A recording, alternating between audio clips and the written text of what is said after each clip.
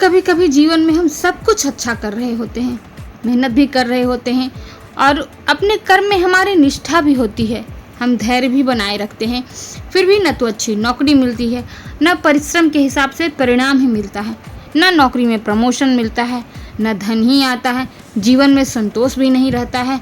ऐसे में क्या है जो हमारे राह में बाधा बनकर खड़ा हो जाता है? कौन सी ऐसी दीवार है जो हमारी उन्नति के रास्ते में अवरोध की तरह खड़ी है? तो ऐसे समय में क्या करना चाहिए? क्या हिम्मत छोड़ दें? नहीं, क्योंकि जो भाग्य से नहीं मिलता है वो भक्ति से अवश्य मिलता है।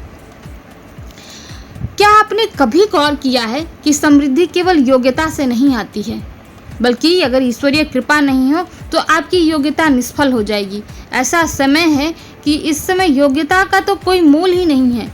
बहुत बिरले हैं जिन्हों को योग्यता के आधार पर चमक मिली है, पहचान मिली है।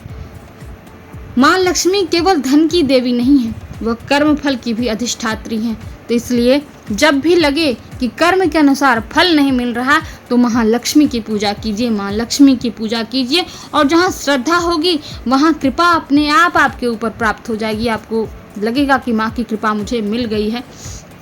बहुत ही छोटा सा सरल सा उपाय है, बहुत ज़्यादा आडंबर नहीं है, बहुत ज़्यादा ताम झाम नहीं है। बस प्रत्येक शुक्रवार सुबह स्नान करके स्वच्छ वस्त्र सफ़ेद या गुलाबी रंग का पहन लीजिए, अपने घर में या मंदिर में माँ लक्ष्मी का पूजन कीजिए, उन्हें कमल का फूल या गुलाब का फूल और सफ़ेद मिष्टान्न का भोग लगाइए। इसके बाद श्री सूक्त का संपूर्ण पाठ कीजिए और पूजा की संपूर्ण प्रक्रिया के दौरान घी का दीपक सदैव जलते रहना चाहिए। और अगर आपके पास समय कम हो तो आप श्री सूक्त का पाठ नहीं, वैसे तो श्री सूक्त के पाठ में भी बहुत कम समय लगता है, लेकिन अगर संभव नहीं हो तो आप माँ लक्ष्मी के मंत्र का जाप कर लीजिए। ओम श्री महालक्ष्मी नमः, इस मंत्र का 108 बार जप कर लीजिए। यह बीज मंत्र नहीं, वरदान सिद्ध होगा आपके लिए। मनोविज्ञान भी उन्नति में सहायक हो सकता है। वो कैसे? कि यथा भावम तथा भवति। शास्त्रों में ऐसा कहा गया कि जैसा आपका भाव होगा परिणाम भी वैसे ही होंगे।